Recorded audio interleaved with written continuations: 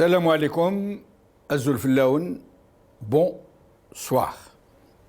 Demain, jeudi 17 février, et après-demain, vendredi 18 février, se tiendra à Bruxelles une rencontre entre les dirigeants des États membres de l'Union européenne et ceux de l'Union africaine. Entre autres questions qui y seront abordées, la principale sera la situation au Sahel et les crises lancinantes, pour le moins que nous puissions dire, qui distinguent cette région. Les chefs d'État européens et africains évoqueront notamment la question sécuritaire qui prévaut au Sahel, ainsi que la présence militaire étrangère, celle de l'armée française et celle de Wagner, cette armée privée russe qui semble avoir induit dans la région des facteurs très déstabilisants pour l'Europe, pour la France notamment. Abdelmajid Tebboune, le président algérien, y était attendu. Il y avait été invité personnellement et par téléphone par le président français qui assure actuellement la présidence tournante de l'Union européenne. Personne n'imaginait que Tebboune ne puisse pas y aller. Lui qui ne rate pas une occasion pour déclamer que l'Algérie est une puissance régionale, une force de frappe et que rien ne peut se faire sans elle dans la région. Cette occasion est en effet une occasion en or pour l'Algérie pour tenter de combler son abyssale perte d'influence au Maghreb et dans le Sahel et dans l'Afrique d'une façon générale. Une telle occasion de participer activement à une réunion au niveau des chefs d'État européens et africains pour tenter de peser un tant soit peu sur les équilibres ne pouvait pas être ratée. C'était inimaginable, mais c'est pourtant ce qui vient de se produire. Voilà que le régime algérien vient d'annoncer que le président Tebboune ne s'y rendra pas et qu'il y sera représenté par son ministre des Affaires étrangères. Aucun motif n'est avancé. Est-ce parce que de nombreux hirakistes algériens de la communauté algérienne en Europe ont promis de se rendre demain à Bruxelles pour lui réserver un accueil très chaleureux? Tebboune a-t-il craint de se montrer sous son véritable jour en Europe, un président hué par les siens, un président dont il risque de dévoiler son illégitimité? Nous évoquerons aussi dans ce numéro la rencontre d'hier du même M. Tebboune avec ce que le régime affirme être deux représentants de la presse algérienne. Un autre exercice de populisme, de langue de bois et d'extravagance où il se confirme que l'ivresse des sommets peut être suicidaire puisqu'elle peut provoquer des chutes de très haut.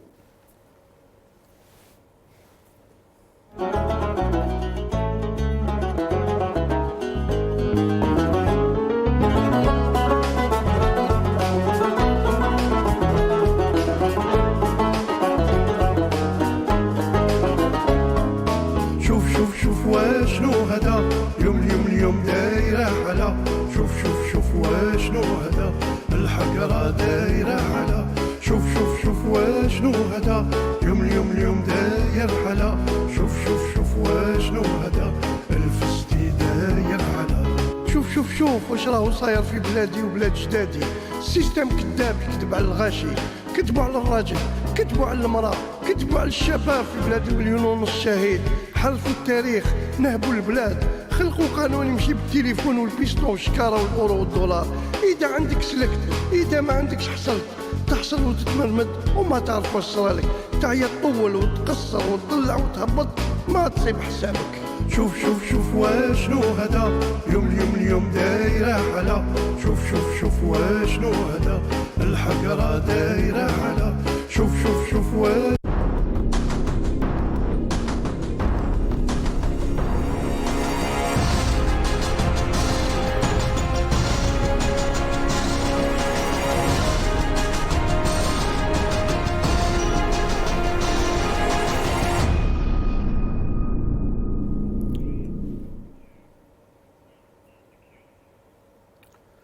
Algérie, Tebboune fait des bulles et du vent.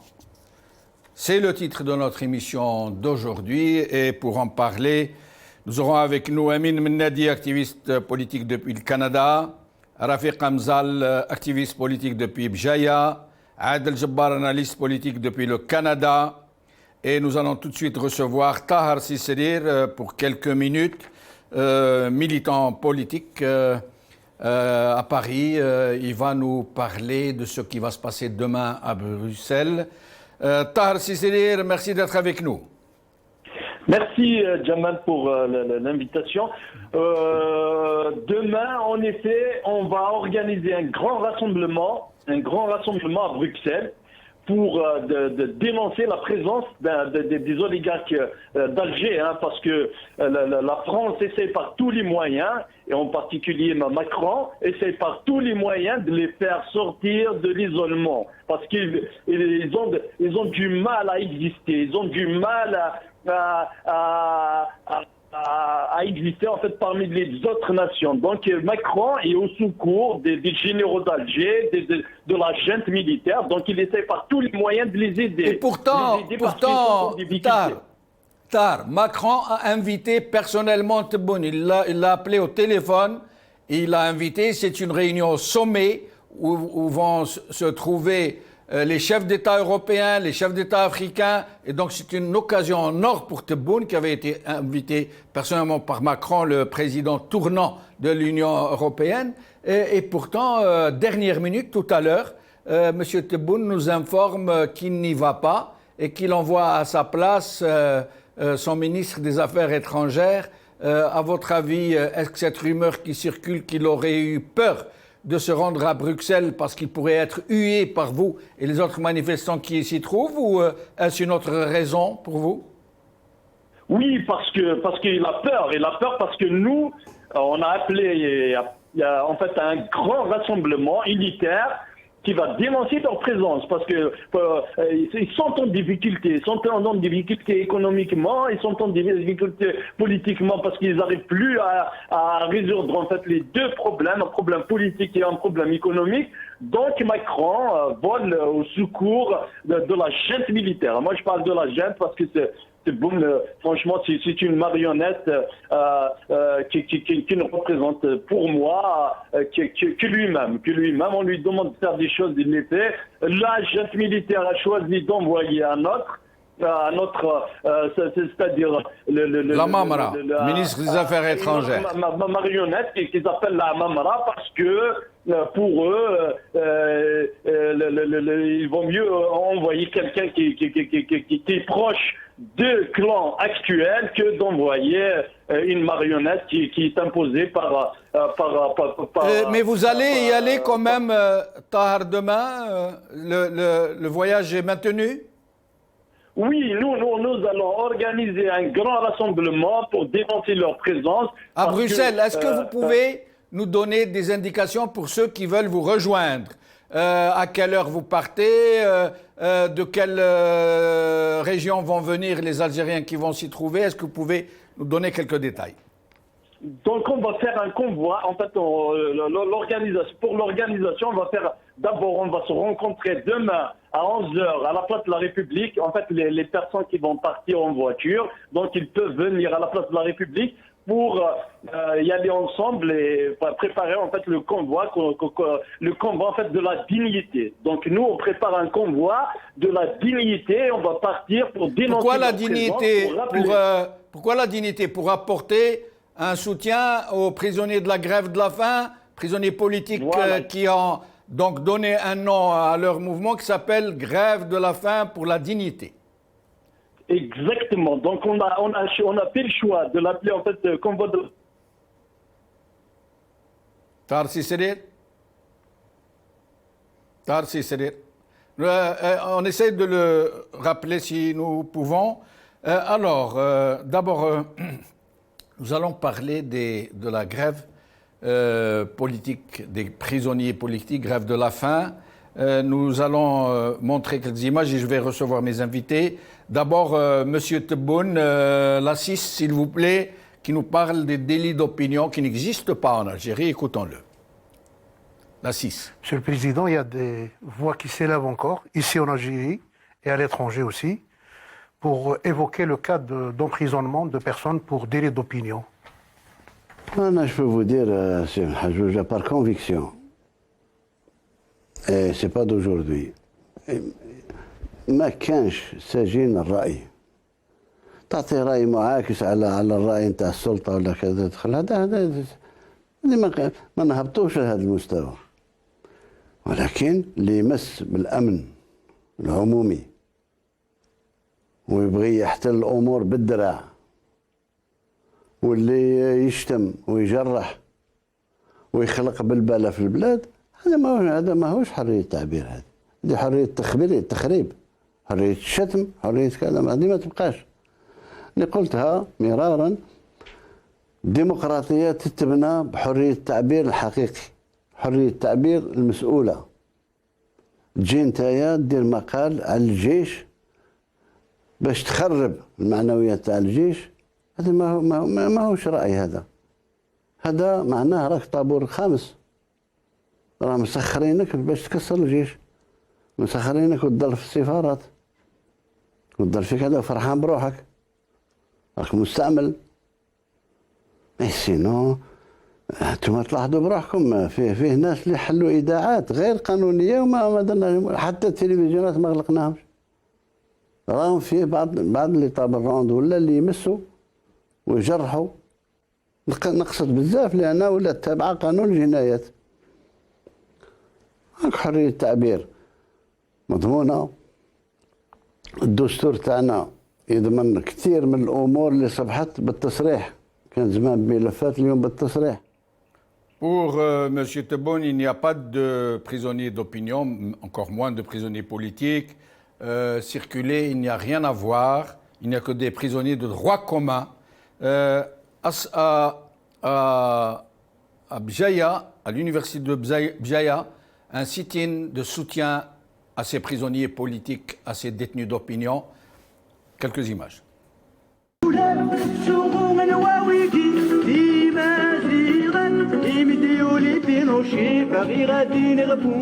حرطة العاصمة أو جو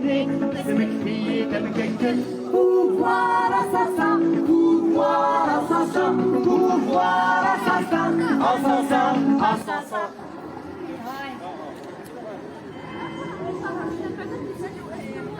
نبكي عليك يا بلادي، حبوا يغرقوك كي التيتانيك.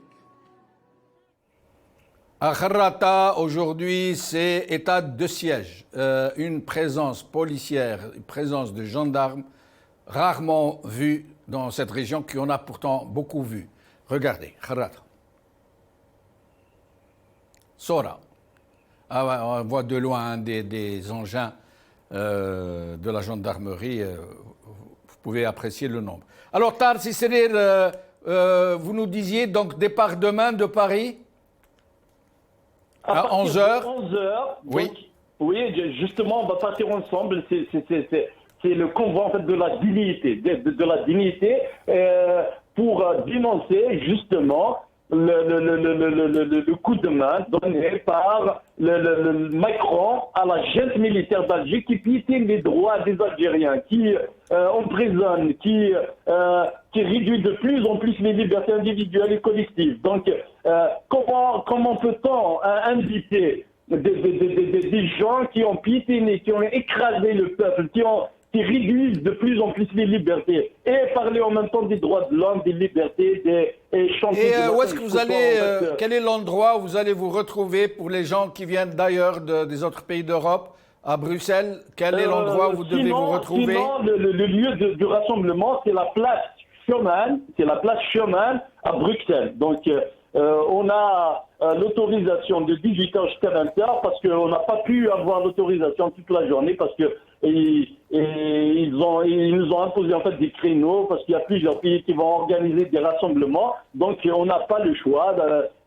Donc, ils nous ont imposé un créneau réduit. Du coup, la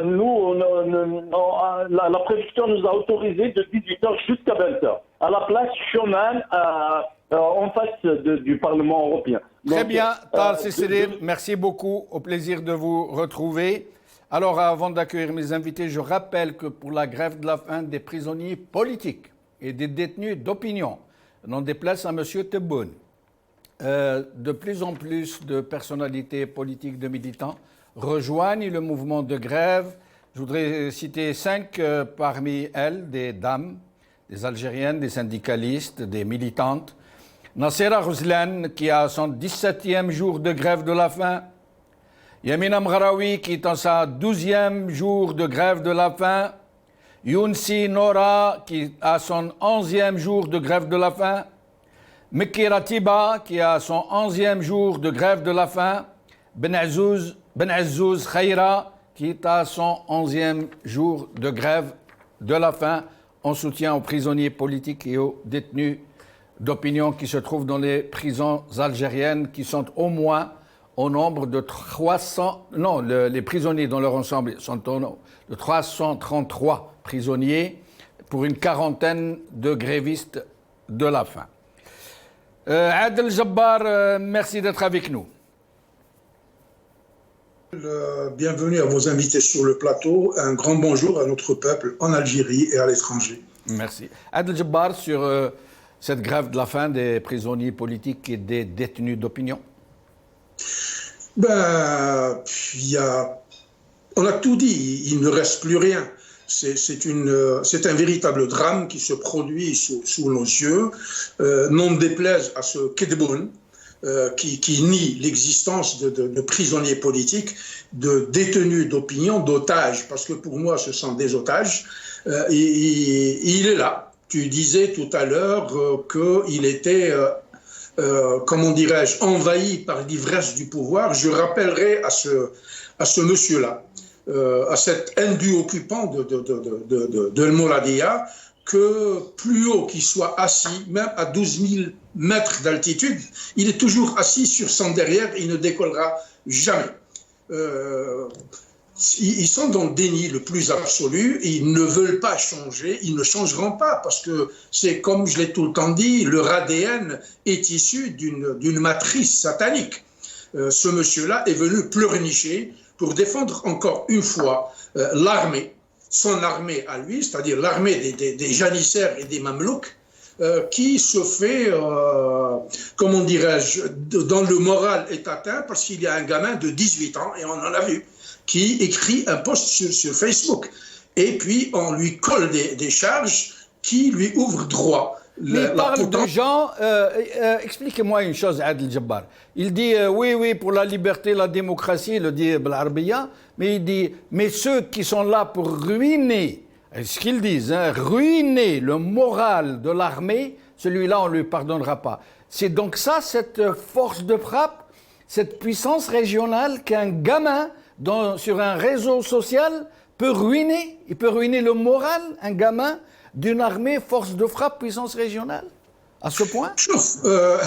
L'inculte politique, l'incompétent notoire, intégral, total, il vient d'inventer un nouveau concept politique. Pour lui, il y a une démocratie responsable et il y a une liberté d'expression responsable, c'est-à-dire qu'il ne faut pas critiquer du tout ce régime illégitime avec sa horde de généraux criminels prédateurs.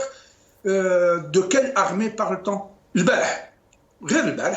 Ils rentraient dans les chambres à coucher des Algériens pour les ramasser. Ils allaient dans leurs bureaux, dans les rues, dans les voitures. Ils les ramassaient, ils les faisaient disparaître. Ils violaient des filles et des femmes devant leurs enfants qui sont aujourd'hui aux commandes de ce pays-là. Et ce monsieur-là qui se prévaut d'être président n'ouvre même pas sa gueule pour les remettre en place. C'est les tueurs à gages les criminels notoires des années 92. De quelle démocratie parle ce monsieur-là? C'est quoi cette armée Comprador, cette armée de janissaires qui dépense 13 milliards de dollars depuis 92, soit 390 milliards, dont 10%, c'est-à-dire 39 milliards, vont en commission dans les poches de ces généraux prédateurs et qui déploie sa force contre qui? Contre le peuple. Et restez avec nous, Adel Jabbar. Amin Mnadi, activiste politique Canada. Amin, merci d'être avec nous. Merci pour l'invitation et bonjour aux téléspectateurs et à tous vos amis. Merci, bonjour. J'espère que la maman va mieux. Nous avons appris qu'elle était un peu souffrante. Alhamdulillah, elle va beaucoup mieux. Alhamdulillah. Alors, Amin, vous nous avez de vous libérer un peu tôt, donc nous allons vous garder un peu plus longtemps. Votre tour de micro sera un peu plus long. Amin, d'abord sur cette grève de la faim politique. La grève de la faim, c'est pas quelque chose qui est propre à cette époque trouble que nous vivons avec Tebboune et ses supérieurs. Comme on le sait, il a des supérieurs qui dirigent, et lui c'est juste la façade civile. Mais en tous les cas, ce qui est certain, c'est que le positionnement qu'il a pris hier dans son intervention, que j'ai trouvé odieuse et totalement débile, comme disait votre invité. Le problème, c'est que c'est pas nouveau. Des grévistes de la faim en Algérie, c'est pas quelque chose de récent. On a eu le cas de Kamal Din Kharbi Rahmou. On en a eu plusieurs, mais je cite Kamal Din parce que il est décédé des suites de sa grève de la faim. Et puis c'est l'un des plus récents. Mais la situation, c'est que hier, même si le titre c'était on n'a pas de détenus d'opinion, mais la définition qu'il a donnée des détenus actuellement, c'est typiquement une définition d'un détenu d'opinion. Il n'a pas parlé de diffamation, il n'a pas parlé de fausse information, il a parlé de personnes qui, dans les propos, étaient considérés dangereux par lui pour une institution militaire qui est censée être la plus forte de la région. Ce que je considère que si on applique la même règle que le pseudo-président a cité hier, ben c'est le premier qui devrait être en prison, parce que ce qu'il a dit hier, c'est une attaque directe vers l'armée de l'Algérie, en considérant que, comme on disait, des jeunes pouvaient, avec une publication Facebook, détruire totalement le moral d'une armée. Il parle de ruiner. C'est vrai, hein, votre logique. Ça veut dire, si quelqu'un a ruiné le moral de cette armée, c'est bien lui, puisqu'il dit qu'un jeune Facebooker avec une petite publication, il peut ruiner le moral de cette puissance régionale. C'est incroyable. Le pire, et puis ce qui est encore plus odieux dans ça, c'est que comment ne pas permettre à des Algériens de critiquer des visages de l'armée, entre autres Chengueriha et ce qu'on voit, mais c'est surtout Chengueriha, alors que cette personne est totalement sortie de sa fonction première, qui est celle de la gestion des troupes algériennes. On le voit régulièrement s'immiscer dans le débat politique. Donc, toute personne qui s'immisce dans le débat politique est critiquable et on peut commenter ses dires, ses actions et tout ça. Bon, je ne parle même pas de la satire et puis là, c'est un autre débat, parce que si on rentre dans la satire, on peut faire de la satire sur tout le monde. On est censé, dans une démocratie, comme il dit qu'on est une démocratie, on est censé pouvoir faire des vannes et de la satire sur tout le monde. Mais de là à ce que on reproche à des gens de critiquer l'état-major de l'armée, alors que l'état-major de l'armée est omniprésent dans les médias, est omniprésent dans le débat politique. Et le pire, c'est que, contrairement à Tebboune, qui hier, le journaliste lui pose la question, c'est quand on va vous voir à l'intérieur du pays pour visiter le pays que vous dirigez, il dit, ça va venir, pour l'instant, on travaille sur des chantiers. Non, vous êtes en train de faire... il répond même, d'ailleurs, nous allons voir tout à l'heure, il dit même, ça se fera, mais on ne sait pas de quelle manière. C'est comme si, pour visiter une ville, on y va. Lui, il a dit oui, peut-être qu'il parle d'une visioconférence, d'une visite par... Exactement. Tebboune, c'est quelqu'un qui est très très branché dans les nouvelles technologies. Il est à la page. Il va nous faire des visites sur Zoom. Il va nous faire des visites par Skype. Voilà, c'est incroyable. Il est tellement fort que j'avais rédigé du temps de Ouihia il y a une dizaine ou une douzaine d'années un article pour répondre à Ouihia qui avait dit à l'époque qu'il avait créé je ne sais pas combien de centaines de milliers d'emplois. Hier, Tebboune nous parle encore une fois d'un un exportateur qui rapporte à l'Algérie 60 millions de dollars d'exportation, des emplois, des centaines de milliers d'emplois et des startups, 900 startups de créer. Alors, c'est totalement aberrant. Donc, de là à ce que on puisse croire quelqu'un qui a la médiocrité de parler de chiffres économiques, comme il en parlait hier, et qu'on croit la base logique avec laquelle il a éludé le fait qu'il y ait des prisonniers politiques. Moi, je pense qu'aujourd'hui, la crédibilité, le peu de crédibilité que pouvait avoir ce pouvoir, Tebboune est en train de l'effacer pas à coup de pinceau, mais à coup de rouleau. Mais ensuite, si on va passer encore plus dans le détail de la démarche actuelle globalement, autant à l'international qu'au local, tout ce que les annonces que Tebboune a faites hier, c'est un aveu de faveur, aveu de faiblesse. C'est pas des faveurs qu'il faisait au peuple. Et nous allons en voir quelques-unes et je reviendrai à vous pour un deuxième tour de micro, puisque vous pouvez encore rester un peu avec nous avant de vous libérer. Mais nous allons écouter M. Tebboune quand il répond à la question du journaliste qui lui demande « Mais quand allez-vous aller visiter l'Algérie ?» Depuis maintenant, il a fait plus que la moitié de son mandat, il n'a pas visité une seule ville algérienne. Écoutons-le. Monsieur le Président, vous n'avez pas encore effectué une visite à l'intérieur du pays. Est-ce que vous avez inscrit sur votre agenda cette possibilité? Inch'Allah, ça viendra. Ça viendra. Peut-être que ça se fera d'une autre manière, mais ça viendra. Rafiq Hamzal, d'abord sur ce point, merci d'être avec nous, Rafiq Hamzal. Je salue toutes les téléspectatrices et téléspectateurs, vos honorables invités, vous-même et toute l'équipe d'El Magharibia. Merci beaucoup. Alors, sur ce point, avant que nous ne revenions sur la grève de la faim politique, il lui dit, vous n'avez pas encore visité une ville en Algérie, et il lui dit, ça viendra peut-être d'une autre façon. Comme nous l'a dit Amine, il compte faire quoi? Une visite par hologramme? Je n'ai pas compris comment on peut faire une visite d'une autre manière et de quelle manière d'abord une visite se fait. Quand on veut visiter un endroit ou une localité ou un ami, on se rend chez lui directement, là où il est.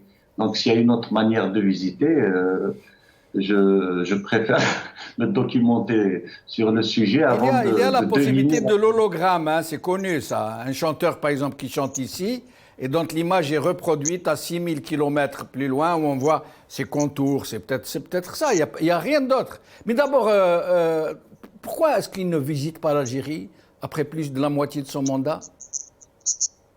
Je pense qu'il sait déjà que c'est la chose à ne pas faire. Il sait que tout le peuple algérien quand même a rejeté le système avec ses hommes, ses symboles. Donc, ils savent que la plus grosse victoire de la révolution pacifique est le rejet total du système par le peuple, le divorce total du peuple avec le système. Donc, ça m'étonnerait que pour une visite ce genre de visite, ils auront donc des bénéfices qu'ils comptent escompter. Donc, ils savent d'avance qu'ils seront. En termes plus simples, est-ce qu'il a peur d'être hué par la population, d'être rejeté et que les images circulent à l'international et que le monde entier découvre que cet homme n'a ni légitimité ni popularité? Est-ce que c'est ça, pour dire les choses de façon claire? Bien sûr, il faut les dire de manière crue et claire, comme vous le dites. Donc, ils connaissent leur écrasant record d'impopularité. Donc, ils s'aventuraient jamais sur le terrain algérien, ni sur le terrain étranger, où il y a eu une forte mobilisation de la diaspora, comme la rencontre de Bruxelles qui est prévue. Donc, C'est maintenant qu'ils se rendent compte que passer au pouvoir au forceps, c'est bien pour eux, mais à la longue, ils le payent par son impossibilité déjà à se déplacer en Algérie. Voilà. Donc la seule possibilité qu'ils fassent d'une autre manière, peut-être en montage vidéo, NTV, un montage. Finalement, on aurait dû garder Bouteflika. Lui, au moins, c'était son cadre qui se baladait dans les rues d'Algérie. Vous vous rappelez, hein, on prenait le cadre de Bouteflika, on mettait un scout de chaque côté, il circulait dans les rues et les gens d'un côté de l'autre applaudissaient le cadre. Donc, à la limite, le cadre, c'est au moins physique, c'est là. Tebboune, c'est même pas le cadre. Son cadre avait reçu beaucoup d'honneur. Il a reçu un cheval, il a reçu un cheval. Il a même reçu un autre cadre. Il a reçu l'Isti'adadat, il a été porté en plein Alger Centre. C'est le cadre le plus. Après, il n'a pas battu donc la popularité de la Mona Lisa, mais je pense qu'après la Mona Lisa, c'est le cadre de Bouteflika qui a fait le plus à sa période. Alors, Rafiq Hamzal, sur la grève de la faim des prisonniers politiques et des détenus d'opinion qui croupissent dans les geôles du régime d'Alger. Moi, je ne dis pas de l'armée, moi je dis de la junte, parce que les Algériens n'aiment pas qu'on insulte leur armée n'a rien à voir. Ce sont des gens qui ont pris l'armée en otage et qui s'en servent contre les Algériens. Et donc, cette grève de la faim procède aussi de cette dénonciation de ce régime. Qu'est-ce que vous pourriez nous dire donc, sur cette grève de la faim? Alors, donc on est déjà donc, au 20e jour de la grève de la faim. Oui. Et encore une fois, donc ces détenus, enfin ces otages d'opinion, nos frères les otages d'opinion, qui sont pratiquement presque 400 réellement, c'est pas 330. Il y a beaucoup de détenus dont les parents et dont les familles ne veulent pas qu'ils soient médiatisés. Donc les 333 détenus, c'est juste ceux qui ont accepté d'être en façade.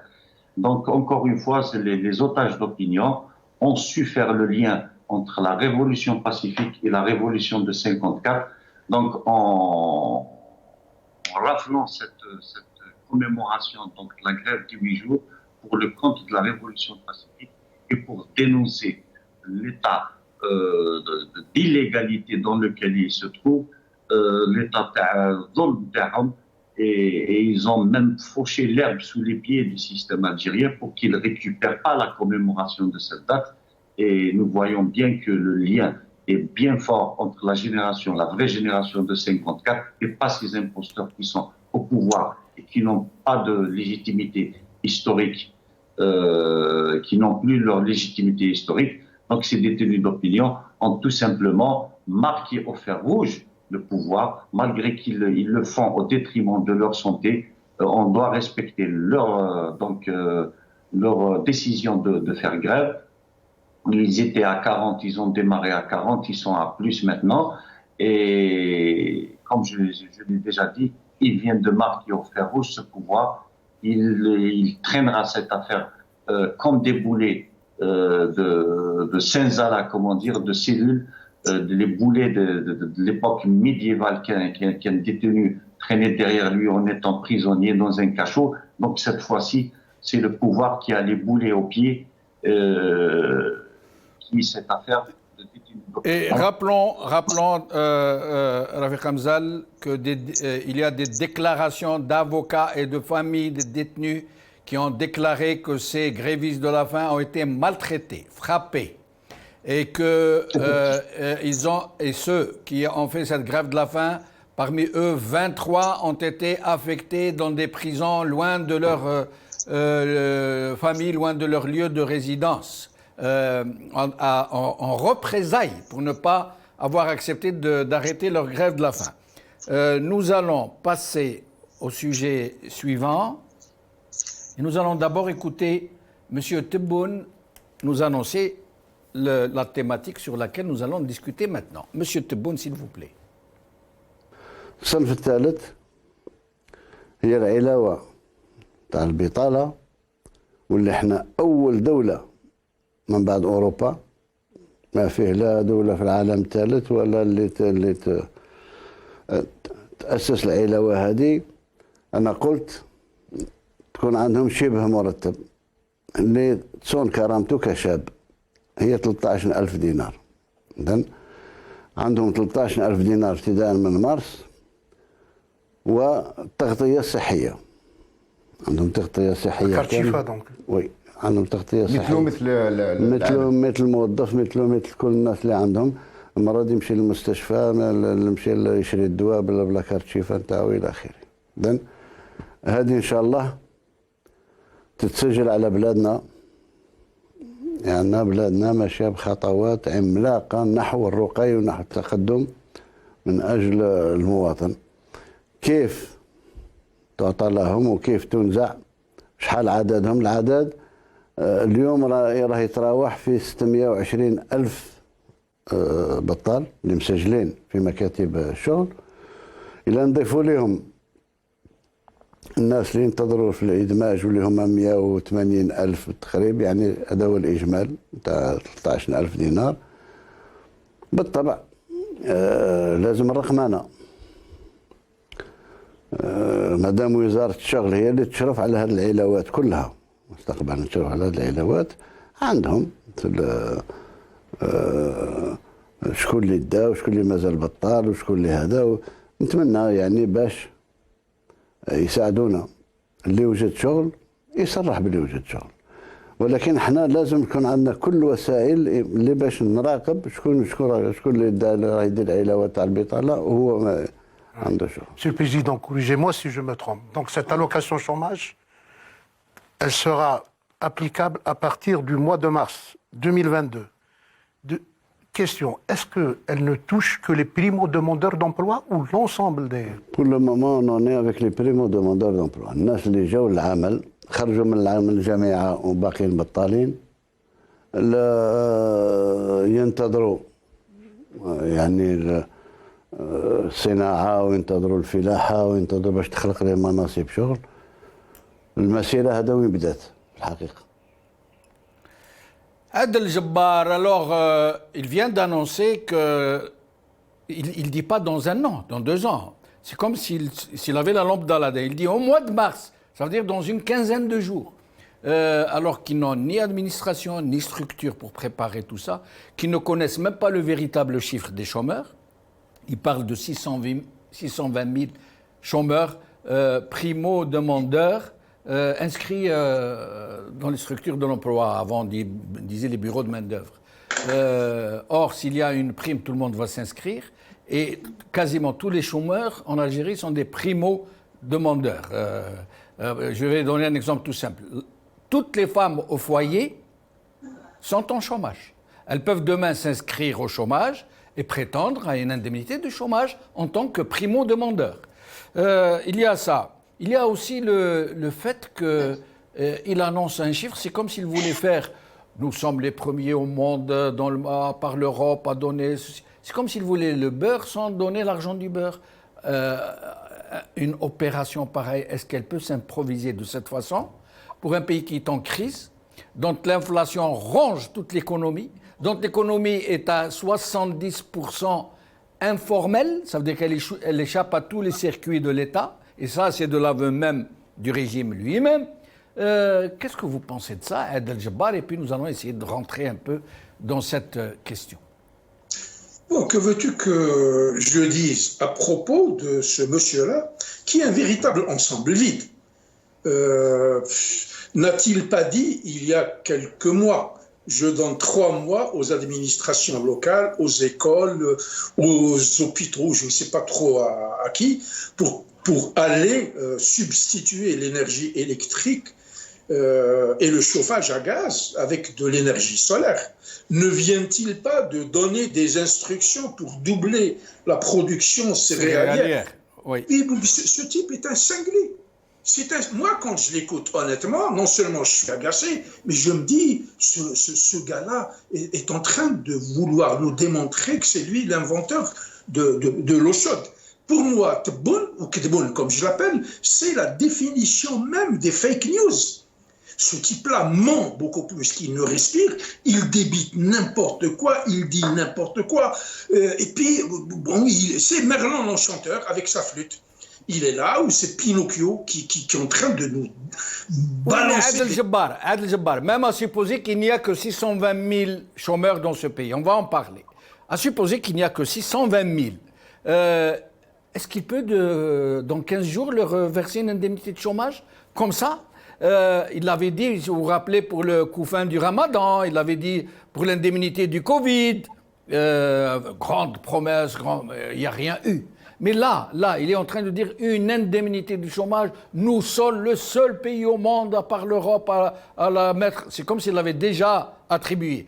Est-ce qu'il va pouvoir, à supposer qu'ils ne sont que 620 000, comme il dit, est-ce qu'il va pouvoir honorer ses engagements dans 15 jours? Vous imaginez? Bon, a-t-il honoré un de ses 64 engagements ou 66? Rien. Il est là en train de déblatérer. Si vous voulez aller à Tamrast et attendre le départ du prochain TGV, allez-y. Vous l'écoutez, vous perdez un temps précieux de votre vie. Ce monsieur-là n'est rien. Il est là par accident. C'est un véritable accident. Qui est arrivé aux Algériens, il est rentré par infraction dans notre vie, il est en train de nous embêter avec ses sornettes. Les gens qui veulent attendre de l'argent de Kedbon, ils peuvent attendre, ça ne tient qu'à eux. Techniquement, c'est impossible. C'est comme si, la dernière fois, quand il parlait des startups dans un pays où le débit Internet est l'un des plus lents de la planète. Il est moins important qu'au Sénégal ou en Angola. Et il dit que des startups, pour lui, c'est comme un journal, une télé plutôt algérienne, dont on a passé l'information il y a quelques jours, qui a déclaré comme ça, tout de go, que l'Algérie est l'un des pays les plus attractifs au monde pour l'investissement étranger. Ben, les investisseurs, même ceux qui viennent investir dans le vrai, dans la véritable économie, c'est-à-dire le pétrole, ils sont en train de réfléchir 10 fois avant de mettre un copec avec ces cinglés-là. Personne ne vient. Ont-ils investi un sou depuis que ce monsieur-là est à la tête de la pauvre Algérie? A-t-il investi un sou? Qu'est-ce qu'ils ont fait? Rien, ce gouvernement-là. D'ailleurs, moi, je l'ai tout le temps dit, les Algériens sont les seuls peuples au monde, pour reprendre son expression, à ne jamais contester l'existence de leur gouvernement, parce qu'ils savent que c'est Khadra Fougacha, c'est des larbins qui sont désignés par... Les Algériens sont en train de dénoncer les généraux prédateurs qui ont ruiné ce pays-là. Quand vous leur parlez de Kedbon, ils veulent que ça fait valoir. Donc ce monsieur-là, il ne faut même pas l'écouter. Il ne faut pas lui donner beaucoup plus qu'il ne mérite. Essayer de lui trouver... Mais à travers lui, Adel Jabbar, c'est tout le régime qu'on est en train de démasquer. Parce que lui, c'est la façade. Et à travers la façade, on peut... Mais restez avec nous, Adel Jabbar. Amin Mennadi, sur cette histoire de chômage, au mois de mars, 620 000 chômeurs, ça y est, c'est bon, c'est réglé, ils sont identifiés, ils vont recevoir leur indemnité de chômage, mais pas seulement. Est-ce que ce régime est en phase de pouvoir d'abord connaître le vrai chiffre de chômage?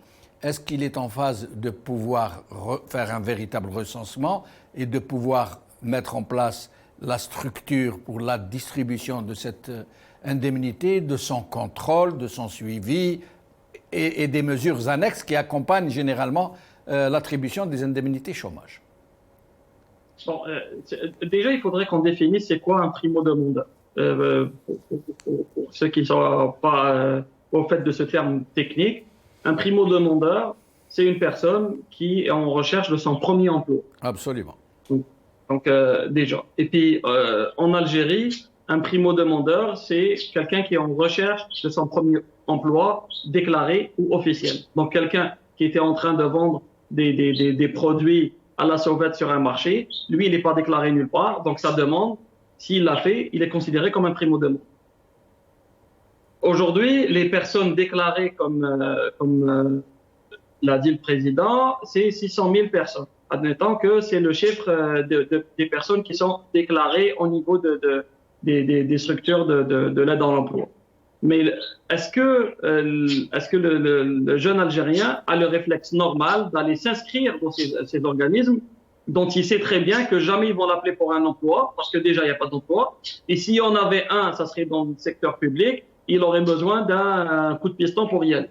Donc déjà, il y a un problème de confiance. Donc, il y a ceux qui ne sont pas à l'emploi, qui ne sont même pas inscrits. Moi, j'estime que ça représente au moins l'équivalent de ceux qui sont déjà inscrits. Ensuite, il y a les femmes au foyer, comme tu l'as dit, Jamaldine, mais il y a aussi les personnes qui sont dans des emplois saisonniers, qui trouvent des petits boulots à gauche à droite, qui vont s'inscrire aussi. On va se retrouver avec minimum 3-4 millions de personnes. Ça veut dire en fait c'est un appel d'air. Là, tout le monde va s'inscrire pour le coup, même si 13 000 dinars, rappelons-le, c'est l'équivalent de quelque chose comme 60 ou 70 euros. Rappelons-le. Oui. Mais là, tout le monde va s'inscrire. Les femmes au foyer, qui sont des primo-demandeuses, et tous les chômeurs qui ne sont jamais inscrits. Jamaldine, on est en train de parler d'une personne qui a été le ministre de l'Habitat à l'époque au Bouteflika pour calmer tout le monde, a appelé tout le monde à aller s'inscrire dans les listes ADL en faisant croire que les gens allaient avoir leur logement pour être certain que personne n'allait bouger parce que tout le monde avait un dossier quelque part, avait donné déjà de l'argent qu'il attendait d'avoir sa clé pour avoir son logement. C'est la même chose qui vient de se faire. On est au mois de février, on est à quelques jours de la date du 22 février. Ils le savent, ils ont des rapports. Ils voient sur les réseaux sociaux. Ils le savent très bien qu'ils n'ont plus de relais fiables sur le terrain. Ils le savent qu'ils n'ont plus aucune crédibilité avec le peuple. Tout ce qu'ils font, c'est toujours gagner du temps. Leur passe-temps favori, c'est de gagner du temps. C'est un effet d'annonce. Et j'espère que c'est un effet d'annonce parce que bon, s'ils vont vraiment appliquer ça, et ils vont répondre à la demande de tous ceux qui vont s'inscrire. Et puis, soit dit en passant, c'est le droit de tout Algérien d'avoir cet argent et même plus que ça parce que ce que eux sont en train de dilapider comme argent du peuple, c'est des milliards de dollars. Alors là, c'est des miettes des miettes. Là, c'est de l'ordre du micron de ce que eux sont en train de mettre dans leur compte ailleurs. Le problème, c'est pas si les gens vont avoir cet argent ou pas. C'est comment l'État algérien va pouvoir fournir cet argent. Donc, il va passer par la planche à billets. Donc, ils sont en train, comme on dit ici au Canada, pour pelleter la neige.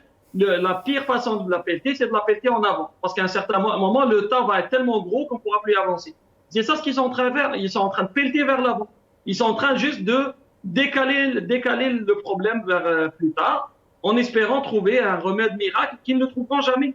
Ils ne le trouveront jamais parce que non seulement la situation globale du pays, la situation internationale ne le permet pas, mais surtout parce qu'ils n'ont ni les compétences, ni les mécanismes internes de cette junte pour le faire. Leurs intérêts vont à l'encontre des intérêts du peuple. Donc, ça ne marchera jamais. Ils peuvent dire ce qu'ils veulent, ils peuvent financer ce qu'ils veulent, c'est juste déplacer le mal d'endroit jusqu'au moment où ça va exploser. Là, pour l'instant, moi, ce que je retiens surtout hier, c'est un président qui dit on va pouvoir avoir un essor économique parce que je viens d'annuler des taxes que jamais n'étaient appliquées. Ce pas des vraies taxes. Les taxes ont été annoncées 3-4 jours avant. Il les a annulées 3-4 jours après. Puis c'est n'importe quoi parce que on n'est pas un supermarché dans un pays Mais il a surtout suspendu des dispositions qui sont dans la loi de finances, qui a été présentée par le Premier ministre, qui est en même temps ministre des Finances, qui a été validé par le Parlement, et lui, en Conseil des ministres, il l'a suspendu.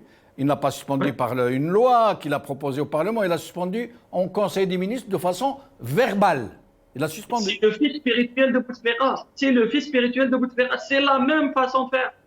On annonce des choses, et puis on va ceux qui ont annoncé la loi de finances, c'est l'exécutif que lui-même a désigné. C'est les mêmes qu'il réunit quasiment à chaque semaine ou chaque 2 semaines pour un conseil des ministres. Le problème, Amine, c'est que personne parmi ce Parlement dont on nous dit c'est le représentant du peuple, il n'y a pas eu un seul député à avoir protesté, à avoir dit attendez, nous avons voté cette loi de finances, vous ne pouvez pas la suspendre ou l'annuler ou la changer sans nous. Rien. Il n'y a pas eu la moindre réaction. Jamaldine, pour moi, tant qu'on continue à utiliser un symbole comme le FLN pour un parti politique en Algérie, pas la peine de me parler d'un parlement. Tant qu'on se permet aujourd'hui d'avoir les profils de personnes que nous avons aujourd'hui au Parlement. Le pire, c'est qu'il annonce que les prix vont baisser par ces mesures et aussi parce qu'il va faire encore mieux, parce qu'il a dit qu'il allait prendre des mesures drastiques pour arrêter les échanges illégaux sur les frontières. C'est n'importe quoi. Ça fait quelques mois qu'il a bloqué ça. Amin, avant de vous libérer, je vais vous faire encore écouter M. Tebboune et je vous poserai notre question, notre tour des micros avant de vous libérer. Alors nous allons écouter M. Tebboune qui nous parle là d'inflation et de relèvement de salaire. Mais écoutez bien, parce que vraiment, ça vaut son pesant d'or. Écoutez. في إجراءات أخرى باش ناخذها هذه السنة ابتداء من مارس هذا تاع اللي جاي. أولا رفعنا قيمة عن النقطة الاستثمارية البوان ديسير رفعناه. خفضنا من اليارجي أعطت نتيجة نتاع رفع أجور ما بين 14 و 16%. إذا لما نشوف التضخم 7% ورفع الأجور من جديد ب 14-15%، يعني رانا بالمرصاد للتضخم، رغم أن التضخم في بعض البلدان وصل إلى ما لا يحمد عقباه 80%، 50%. أوروبا بصفة عامة تدور على حساب بين 4 و 7%. Alors, grosso modo, il nous dit que, alors que dans les autres pays du monde, l'inflation arrive jusqu'à 80%, 50% et tout, 80% il dit, hein. Il dit l'Algérie, on a 7% d'inflation. Alors que tout le monde sait que c'est énorme, que c'est à 2 chiffres au moins.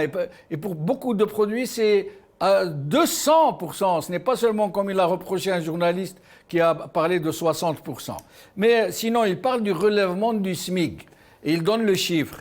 Il dit, on a relevé le SMIC, le SNMG, de 2000 dinars.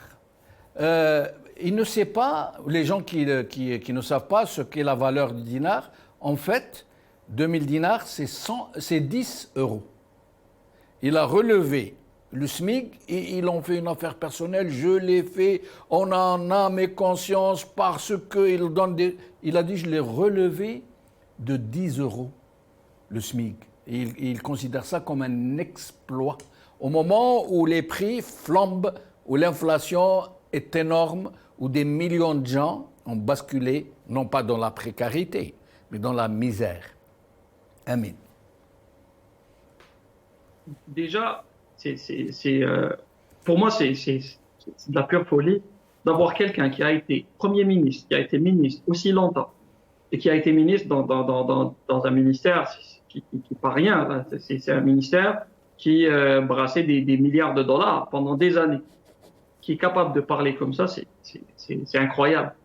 Et puis le pire, c'est que être capable de parler comme ça en 2022, avec une génération hyper connectée, et de dire qu'on est le seul pays à faire des aides aux chômeurs, qu'on a de l'inflation de l'ordre de 80%. Bon, ça s'est jamais vu. Cet ordre-là, ça s'est jamais vu, à part en Angola pendant une certaine époque, dans l'histoire récente, ou bien dans des crises économiques du temps où il n'y avait même pas la radio. Bon, c'est épouvantable de pouvoir parler de ça. Mais le pire, c'est que normalement, stratégiquement, ceux qui sont autour de lui, s'il y avait au moins quelqu'un d'assez éclairé, il lui dirait, faut pas parler d'inflation, parce que si tu parles d'inflation, la mesure que tu viens de prendre, d'injecter des micro-salaires, si on peut appeler ça comme ça, pour des chômeurs, ça va contribuer à l'inflation. Ça va contribuer et ça va faire envenimer l'inflation. Parce que tu n'es pas en train de créer de la richesse, tu n'es pas en train de créer des revenus, tu es en train juste de pomper de l'argent dans le marché. Donc, tout économiste digne de ce nom écouterait ce discours, il dirait, normalement, on doit le limoger pour incompétence excessive. Il ne peut pas se permettre de parler de mesures qu'il va prendre au mois de mars et qui vont inciter une dynamique économique en disant que j'ai augmenté le SNMG d'1 kilo de viande, parce que c'est l'équivalent d'1 kilo de viande en ce moment, ce qui vient d'augmenter. En même temps, il le sait très bien que le plus gros de son économie est basé sur de l'informel. Donc, ce monsieur, pendant sa campagne, tout ce qu'il annonçait en disant l'informel, on va le liquider en 1 an et demi, 2 ans, tout ce qu'il annonçait, il n'a même pas été capable de solutionner un problème très simple, le lait. Pendant sa campagne, il disait, c'est pas normal qu'en 2019, un Algérien ne puisse pas trouver du lait, même dans sa capitale. Aujourd'hui, le problème, il s'est envenimé encore plus. Puis, à la limite, il aurait même enlevé le fusible, qui est son ministre de la pénurie, comme je l'appelle. Son ministre de la pénurie est toujours là. C'est-à-dire que le seul baromètre qu'ils ont, c'est la contestation populaire. C'est les militants sur le terrain. Donc, dès que le pouvoir de force commence à basculer un peu, là, il va toucher ses fusibles. Mais ce n'est pas l'intérêt du citoyen. Donc, il continue à faire de l'effet d'annonce. Pour moi, Tebboune, c'est juste l'APS personnifié. Parce que les annonces de l'APS et Tebboune qui parle, c'est la même chose. C'est du n'importe quoi. Et sincèrement, n'importe quel étudiant en première année d'économie dirait que ce monsieur est totalement fou de se permettre de parler d'inflation qui va baisser avec des mesures inflationnistes. C'est des mesures purement inflationnistes. Amin Mennadi, merci beaucoup en espérant vous revoir bientôt dans cette émission pour toute l'émission, Inch'Allah, la prochaine fois. Merci beaucoup. Qala khair. Je reviens à Rafiq Amzal. Je vais d'abord vous montrer cet extrait où Tebboune nous parle du SMIC qu'il a relevé. Écoutez-le. قررت التزاما يعني تطبيقا لالتزاماتي ولا احد يعني دفعني لذاك الشيء ما عدا ضميري رفعت الحد الادنى للاجور 2000 دينار كان 18000 دينار صبح 20000 دينار. Voilà, donc il nous parle, Rafiq Amzal, il a relevé le SMIC, il le prend comme un exploit de 2000 dinars, qui est l'équivalent de 10 euros. 10 euros. Et en France, d'ailleurs c'est très simple. En fait, pour parler dinars, il a relevé le SMIC algérien de 2 kilos de sardines. Puisque la sardine en Algérie coûte 1000 dinars le kilo.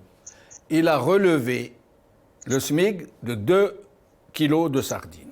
Voilà, ils s'en vantent, ils disent c'est un exploit.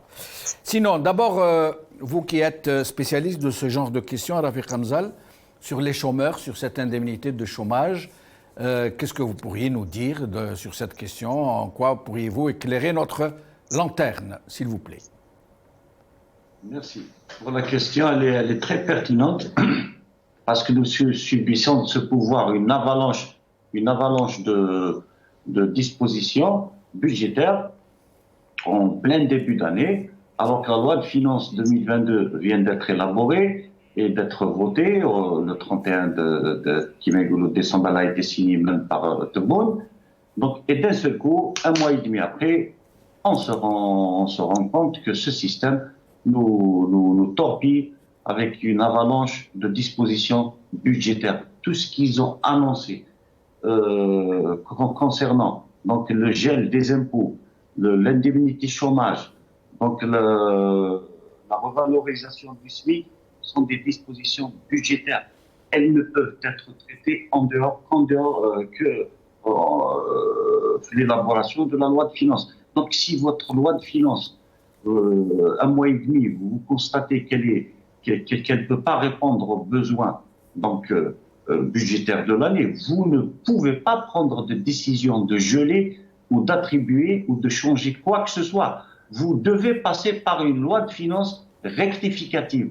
Ce système a l'air d'ignorer que l'Algérie dispose d'une loi organique qui concerne les lois de finances, la loi organique relative aux lois de finances. C'est ce qu'on appelle la loi 84, donc 17 du 7 juillet 84, qui est une loi organique relative aux lois de finances. C'est la loi qui détermine les modalités et les règles d'élaboration d'une loi de finances et des budgets, des ressources et de tout ce que l'État dépense. Et on ne peut pas éliminer une disposition de la loi de finances comme ça. Il y a des règles, il y a des procédures. Impossible, impossible. On ne peut pas geler. ما نقدروش نمشيو بالتعليمات في البلاد هذه. Il y en a assez. On a marché pendant 20 ans avec des instructions, des notes de service qui annulaient des lois. عاودوك نعاودو نوليو à une loi colonne vertébrale. La loi relative aux lois de finances, c'est une loi organique. C'est une colonne vertébrale juridique de la gestion du budget d'une nation. Et elle a été modifiée en 2018. Et lui qui parle de rétablissement des grands équilibres. Il parle de, dans ce qu'il a dit hier, il parle de rétablissement de la démocratie et des grands équilibres. Mais alors, la question que je voulais vous poser, il parle d'abord de 7% d'inflation et de 14% de croissance. Vous y croyez, vous, à ces deux chiffres? Il suffit de voir l'augmentation des prix sur les marchés algériens pour savoir qu'ils dépassent les 50%. Pour beaucoup de produits, il dépasse 100% pour d'autres, il dépasse 20% pour d'autres, et le 7% est impossible à digérer. Et 14% de croissance 14% de croissance S'il fait du 14% de croissance, il sera le meilleur président au monde. Trouvez-moi un pays au monde qui fait 14% de croissance. Ok? La Chine et la Turquie, à un certain moment, quand ils ont commencé à émerger, à devenir plus forts économiquement, ils faisaient du 7, du 8, du 9% de croissance. C'est des taux extraordinaires. Mais quand on dit qu'on fait 14% de croissance, je suis désolé, c'est de l'impossible. Alors, et le chômage, je me permets de vous garder un peu longtemps pour que nous puissions, après, vous allez être vous et Adel seulement, puissions un peu débattre des questions. Le chômage... Rafiq Hamzal, cette indemnité qu'il promet, et il ne nous parle que de combien, j'ai oublié le chiffre, 12 000, combien il a parlé déjà de chômeurs? 13 000 dinars. 13 000 dinars pour combien de chômeurs? Je ne me rappelle pas du Moi chiffre. non plus, j'ai oublié. Mais je sais qu'en Algérie, réellement, il y a dans les 1 400 000 chômeurs. C'est des chiffres de l'ONS, l'Office national des statistiques. Alors ça, c'est les chiffres du régime lui-même. 1 400 000 chômeurs. Ça, c'est 1 400 000 chômeurs inscrits. Ils sont inscrits. Bon, c'est des chiffres de 2019, après ONS, mai 2019, 1 449 000 chômeurs. Ça, donc à partir du moment où ils sont donnés par l'Institut des statistiques, ça veut dire que ce sont des chômeurs inscrits. Or, les Algériens, par excellence, comme ils ne touchent rien des caisses de chômage, il n'y a pas ce genre d'indemnité, ils n'étaient pas inscrits. Mais quel est, d'après vous, le vrai chiffre des chômeurs? Je pense que le chiffre de l'ONS est beaucoup plus proche de la réalité, bien sûr en tenant compte aussi du fait que il y a un grand nombre de chômeurs qui ne sont pas inscrits ni demandeurs d'emploi. Il y a un problème avec votre micro, hein. Il y a un problème avec le micro, je crois. Oui, allez-y. D'accord. Là, on vous entend. Oui. Je pense que c'est le chiffre de l'ONS et l'Office national des statistiques qui est le plus proche de la réalité. Bien sûr, en tenant compte qu'il y a beaucoup de chômeurs aussi qui ne sont pas inscrits et dont on n'aura pas le chiffre tant qu'ils ne sont pas. Mais d'après vous, sachant qu'il n'y a plus d'industrie quasiment en Algérie, ou alors quelques petites industries de transformation qui sont peu employeurs, qui utilisent très peu de personnel, sachant que le secteur des travaux publics et bâtiments est quasiment en naufrage, quasiment disparu du paysage, sachant que le secteur industriel public a été totalement démantelé, sachant que l'agriculture n'est pas très employeuse ou alors avec des saisonniers. Selon vous, à part donc le secteur de l'éducation, la fonction publique, le tertiaire un peu, quel est le vrai taux de chômage en Algérie au moment où le régime parle entre 12 et 14%, et au moment où certains spécialistes parlent de 40% de chômage sur la vraie population active, à votre avis? Je pense sincèrement qu'il tourne autour de 30 à 40%, voire même peut-être 45%. Il suffit de voir dans la vie réelle les gens. Il n'y a pas une famille qu'on connaît où il n'y a pas un minimum de 2 chômeurs sur 2 qui travaillent par rapport à 2 qui travaillent. Généralement, dans une même famille, on voit à peu près 40% donc, des membres de la famille qui travaillent et d'autres 40 qui ne travaillent pas et d'autres qui... Je pense qu'il y a entre 30-35% et 40%, voire même 45%. Le taux de chômage. Très bien. Alors, restez avec nous. Adel Jabbar, d'abord, à chaque fois, j'ai passé un petit extrait de M. Tebboune. Tebboune qui nous parle de la démocratie. Écoutons-le. الدول اللي تحاول تبني الديمقراطية احنا رانا نحاولوا عن حق نبنيو ديمقراطية ولكن ديمقراطية مسؤولة ما هيش ديمقراطية نتاع واجهة والداخل جمهورية موز الرأي العام ضروري نقويه باش ما يبقاش هو الفاصل بين بين المؤسسات حتى ماشي فاصل ولكن كلمته تفوت يعطي كلمته باسم الشعب ماشي من اللي يخرج لي من الشارع يقول انا نمثل اللي يمثل راه في المجلس الشعبي الوطني راه في الأوبسيرفاتوار نتاع المجتمع المدني راه في المجلس الأعلى للشباب وإلا راه في البلديات والولايات خارج هذا الشيء فيه رأي عام. Alors il nous dit الناس اللي يمثلوا الشعب c'est les gens qui sont à l'APN, c'est les gens l'Observatoire des droits de l'homme. C'est les gens هذوك تاعهم لاني شرفي وجماعه وهذوك. Mais écoutez aussi celle-là où il demande للشعب الله يهديك يا الشعب. écoutez bien. يطلب ربي يهدي هذا الشعب هذا. هبلوا الشعب هذا يحب ربي يتداخل في لافير. اسمعوا. أتمنى إن شاء الله الجزائريين يرجعوا لوعيهم يرجعوا للم الشمل في بعضهم بعض القوة في التجمع ما هيش في التفريقة وفي فيه أقلية نطلبوا لهم الهداية. يطلب عادل جبار يطلب الناس الشعب يرجع لوعيه ويطلع كيما انت هكا مثلا في كندا اللي تهدر عليه ربي يهديك ربي يهديك يا سي عادل جبار. بالك واش يقولوا العرب؟ عندما بروفيرب اكستراوردينار يقول لك الناس اللي ceux qui invoquent Dieu tout le temps يقول لك ان شاء الله. Il faut jamais qu'ils oublient d'attacher leur chameau. Ça c'est clair. Donc rien qu'à le regarder. Alors je ramène un petit profileur. C'est un concentré de mensonges. Regarde comment son langage corporel, il ne regarde jamais les gens dans les yeux. Il est en train de nous faire une roulotte interminable avec ses mains, comme nous faisait le grand Zidane avec ses jambes avec le Real Madrid. Donc, ce monsieur-là, il n'a jamais travaillé dans sa vie. Il est exactement dans le réflexe de la bureaucratie stalinienne des années 70.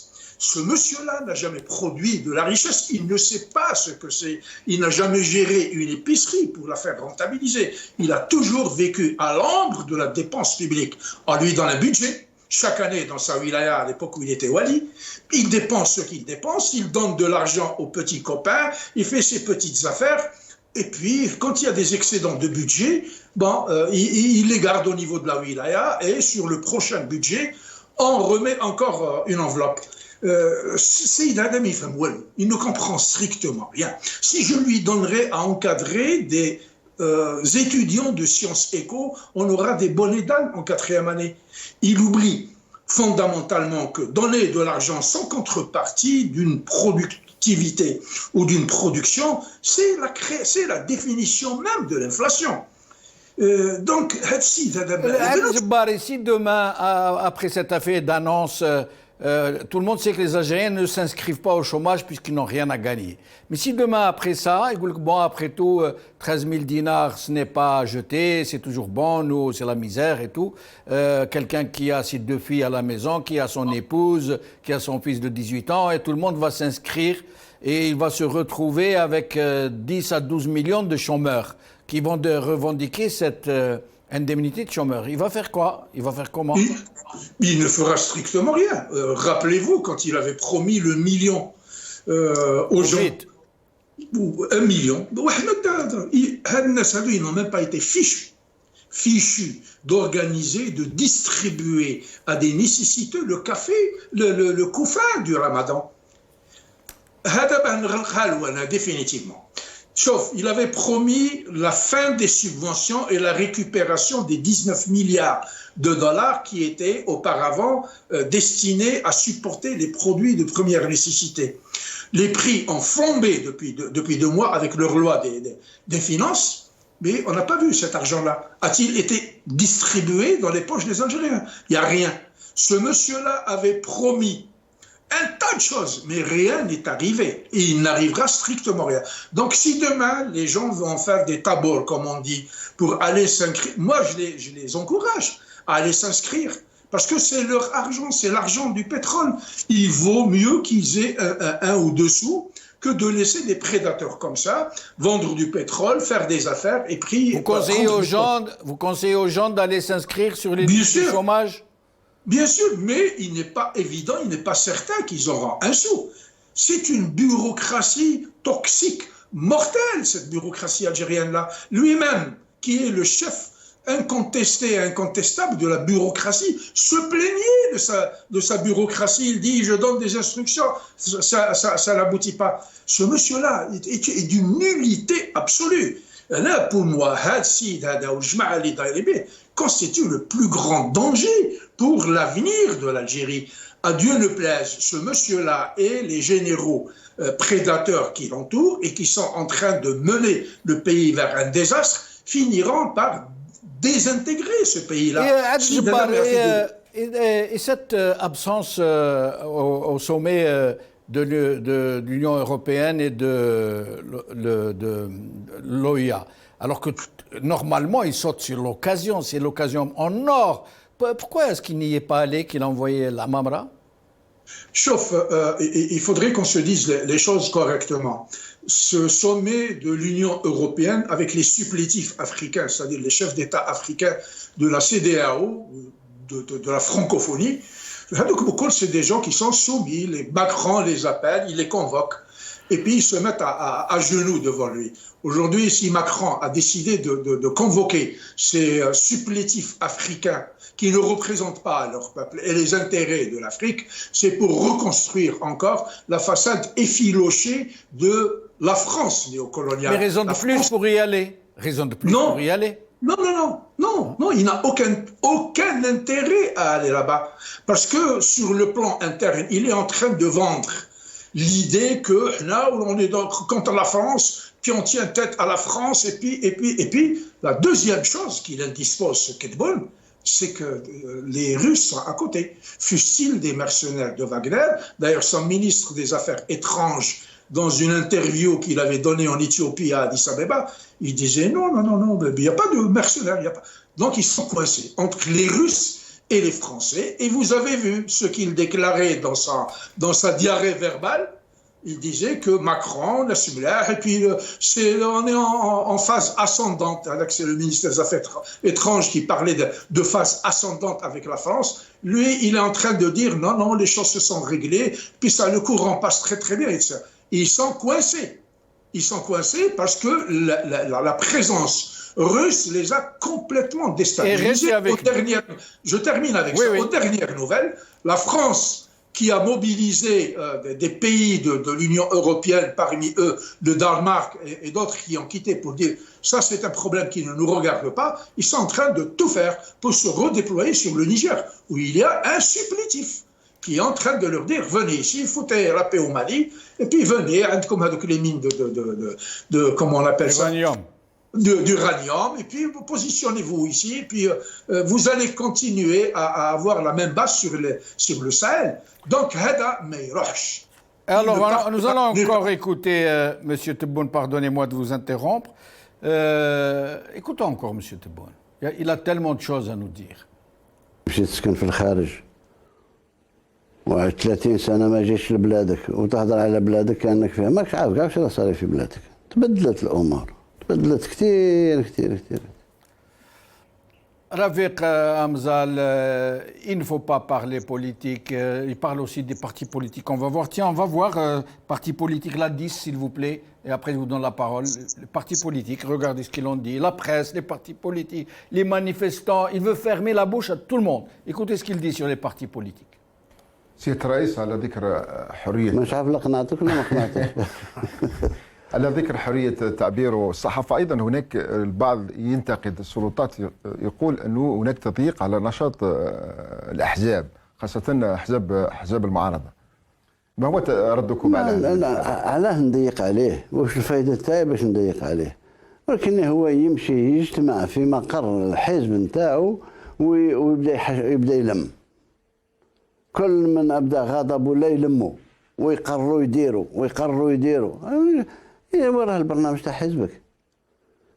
كاش واحد قال لك ما تطبقش الشيء اللي اسست على من جالو الحزب وما راكش معتمد، مثلا ما عطاوكش الرخصه لان رافض القوانين الجمهوريه. انا وما ادراك نمشي ونحط ملف ما نحطش، ما تحطش ما تكونش سيتو. الدولة تمشيش كيما هاك، دولة سواسية. بغيت تحسب روحك. Il y en a encore beaucoup, mais nous allons encore en entendre une dernière parce que le temps il ne nous reste plus beaucoup de temps. Nous allons écouter une dernière où il va nous démontrer lui-même que la presse est corrompue. Il est en train de nous dire, cette presse, on lui donne de l'argent, on ne lui demande pas de payer ses dettes, et tout, et elle écrit contre nous. C'est pas possible. Écoutez-le. اليوم سي ناصر عندنا ما يفوق 8000 صحفي. كل الصحافة التلفزيونات الخواص عندنا تقريبا 20. الجرايد اليومية عندنا 180. رانا ننشروا لهم الجرايد نتاعهم وما يخلصوش حق الطباعة وما لو كان جينا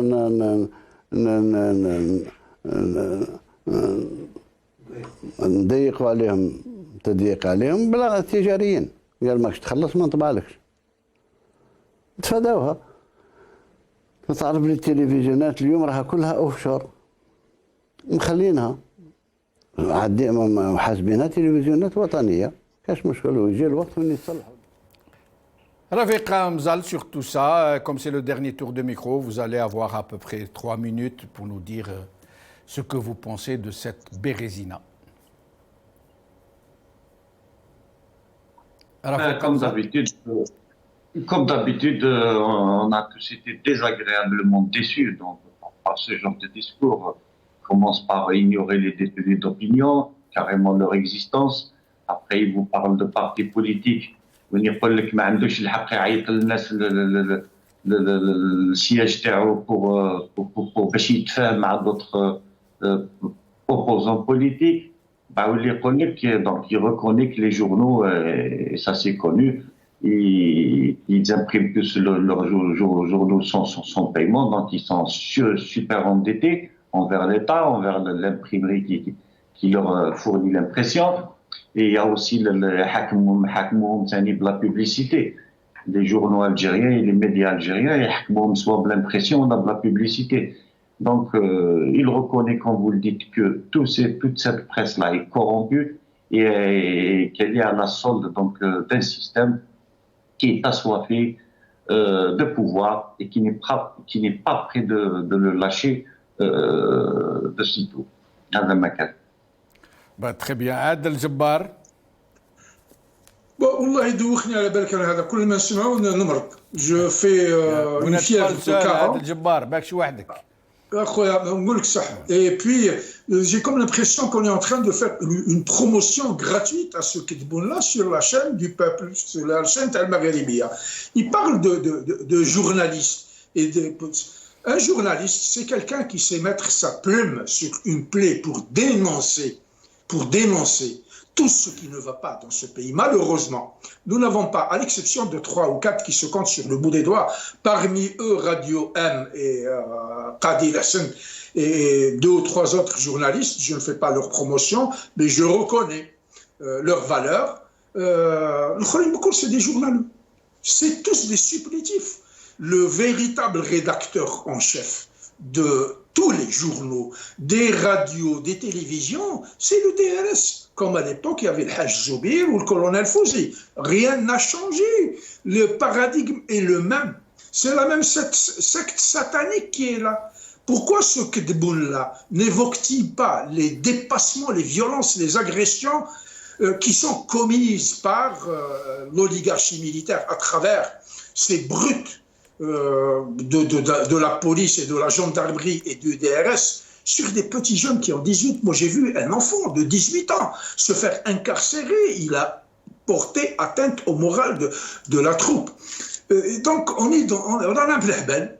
Et puis, gardons bien notre tête sur nos épaules pour ne pas être atteint de kébonite et ne plus pouvoir réfléchir.